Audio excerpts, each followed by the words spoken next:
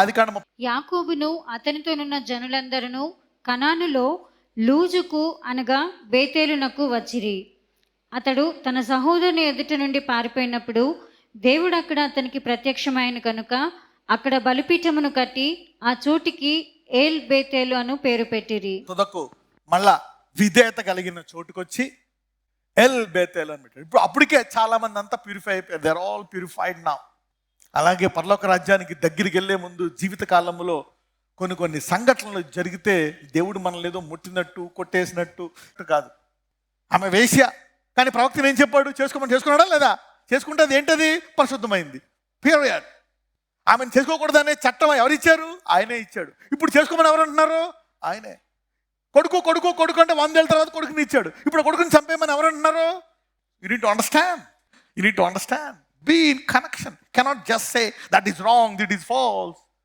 ఆయన ఒక మాట అంటాడు, నా గొర్రెలు నా స్వరము. అబ్రహాంకి తెలిసి ఇది ఆయన స్వరమే. మీరందరూ ఈ రోజు నుంచి మీ కాపరి స్వరము, మన ప్రధాని కాపరి అయిన నజరేయుడైన యేసు స్వరము మరితేటగా వినుదురుగాక. May you hear more clearly man, you will be blessed. Okay, right. Yakobu Paddanaram నుండి వచ్చుచుండగా దేవుడు తిరిగి అతనికి ప్రత్యక్షమై అతనిని ఆశీర్వదించెను. అప్పుడు దేవుడు అతనితో, నీ పేరు యాకోబు, ఇక మీదట నీ పేరు యాకోబు అనబడదు, నీ పేరు ఇశ్రాయేలు అని చెప్పి అతనికి ఇశ్రాయేలు అను పేరు పెట్టెను. ప్రభువా, 2 నెలల ముందు అక్కడ రాత్రంతా పెనుగులాడితే తుదకు యాకోబు పేరుని ఏ పేరుతో మార్చాడు దేవుడు? ఇశ్రాయేల్. ఇక్కడ మళ్ళా మారుస్తున్నాడు. ఇప్పుడు వాగ్దానాన్ని మళ్ళా దేవుడు ఇలా జ్ఞాపకం చేస్తున్నాడు. అంటే యాకోబు మర్చిపోయాడు, నేను ఇశ్రాయేల్ బ్లెస్డ్ అని. ఆ యుద్ధం వచ్చేటప్పటికి ఆ మరణగండం, ఆ పిల్లలు చేసిన పనికి మొత్తం అంతా పోయింది, ఎంటీ అయిపోయాడు. నేను బ్లెస్డ్ గురి మొత్తం అంతా. అందుకనే మనలో ఉండే పరిశుద్ధాత్ముడి యొక్క ముఖ్య పని ఏంటో తెలుసా? One of the major works of the Holy Spirit is to remind you never forget. ఆ పరిశుద్ధాత్మ చేసే పని అది, జ్ఞాపకం చేస్తూ ఉంటాడంట. నీకు దేవుడు చిన్నప్పుడు ఇచ్చిన వాగ్దానాలు, నీకు 15 ఏళ్ళప్పుడు ఇచ్చిన వాగ్దానాలు మళ్ళీ జ్ఞాపకం చేస్తాడు. మర్చిపోయావా అమ్మ, 15 ఏళ్ళప్పుడు ఇచ్చాను జ్ఞాపకం. అప్పుడు నీకు ఇంకా బాగా మంచి ధైర్యం వస్తుంది. ఆ చిన్న వయసులో అంత అర్థం కాలేదు, కానీ గాడ్ ఈజ్ ఎ గాడ్.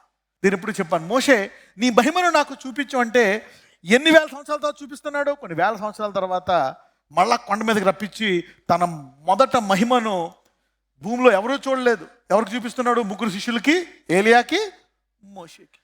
మీ ప్రార్థనలన్నీ ఆలకించువాడు. దాన్ని ఇలా అన్నందుకే వాడికి ఇలాగ అయ్యింది. నువ్వు భలే మంచి దేవుడు అంటాడు. నేను అలా చేయలేదు. నేను క్షమించేవాడును, నువ్వు కూడా క్షమించాలని కోరుకున్నాను. నువ్వు ఇలా క్షమించినందుకు నీకు కష్టాలు కూడా వచ్చాయి, గుర్తుపెట్టుకో అని చెప్పేవాడు దేవుడు. ఓకే, కాబట్టి కొన్ని ప్రార్థనలు అలాంటి దేవుడు ఆలకించడు. ఆ సమయంలో నేను ఏమనాలంటే, అయ్యా ఒక మాట నాకు చెప్పు చాలు, తృప్తి పొందుతానన్నా. ఆ మరణగండములో నీకు ఒక మాట చెప్తే అగ్నిగుండములో కాలకుండా దేవుడు ఉంచుతాడు. One word will protect you from that furnace of fire. He will give you patience to endure. కొన్ని దాటుతూ వెళ్ళాలంతే. ఆ సిలువ మరణం కూడా వెళ్ళాల్సిందే. అందుకని ఆయన చెప్పాడు, నా కుమారుడా, నువ్వు సిలువ మరణం చూడక నన్ను చూడు, దాని తర్వాత నా పక్కన కుర్చీలో కూర్చుంటావు. భూమి మీద ఆకాశం మీద నీకు సర్వాధికారం ఇవ్వబడుతుంది. ప్రతి నాలుక నువ్వు దేవుడిని ఒప్పుకోకుండా ఇక్కడికి రాదు. ప్రతి మోకాలు వంగుతుంది. అందరూ నువ్వు దేవుడు అంటారు. పరలోకమంతా నీకు రెస్పెక్ట్ ఇస్తుంది. ఈ ఆనందాన్ని చూస్తూ ఈ సిలువ యొక్క వేదనను పక్కన పెట్టేశాడంట ఆయన.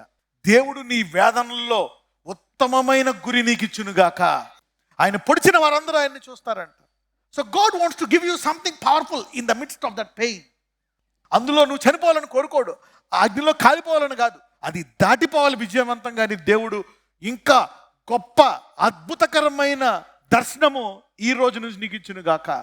సో యువర్ ప్రాబ్లమ్స్, నీ కరెంట్ ప్రాబ్లం, నీ ప్రస్తుత సమస్యలు ఏం చెప్తాయంటే, ప్రభువా నాకు గురి ఇయ్యి. పౌలు అంటాడు, ఎన్నిసార్లు కొట్టి చంపేసిన గురి వద్దకే చూస్తున్నాడు కనుక, ఆ కిరీటం వద్దకు. అందుకే ఎన్నిసార్లు ఎన్ని ఇబ్బందులు. పౌలు మినిస్ట్రీ చూస్తే రోమియోల్లో, అపోస్తుల కార్యములు ఎన్నిసార్లు అతను అపోజిషన్ చేసి కొట్టి చంపేద్దామని చూసిన, ఒకసారి కొట్టి చంపేస్తాడు, మళ్ళీ మహారోజు మళ్ళీ స్వార్థ ప్రకటిస్తాడు. ఎందుకు?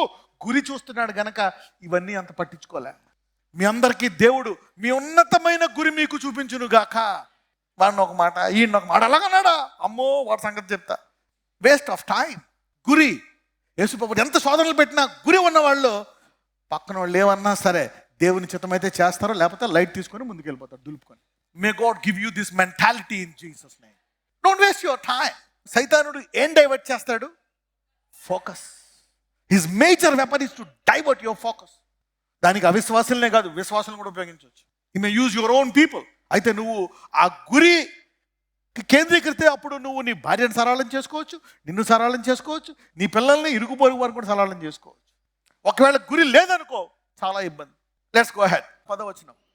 అప్పుడు దేవుడు అతనితో నీ పేరు యాకోబు, ఇక మీదట నీ పేరు యాకోబు అనబడదు, నీ పేరు ఇశ్రాయేలు అని చెప్పి అతనికి ఇశ్రాయేలు అను పేరు పెట్టెను. దేవుడు ఈ ఆశీర్వాద మనస్సాక్షి, ఈ ఆశీర్వాదము ద్వారా నీ మనస్సాక్షి ఆశీర్వాదముతో తోడయ్యి అది మారే వరకు దేవుడు ఆశీర్వాదాన్ని జ్ఞాపకం చేస్తూనే ఉంటాడు. అందరూ అనండి, దేవుని వాక్యానుసారంగా నా మనసాక్షి మారే వరకు ఆ వాక్యాన్ని పరిశుద్ధాత్ముడు జ్ఞాపకం చేస్తూనే ఉంటాడు. Your heart should be tune to that. నేను ఇజ్రాయెల్ని, నన్ను ఎవరేం చేయలేరు అనేటువంటి మనసాక్షి రావాలా. నేను ఆశీర్వదించబడిన వాడిని.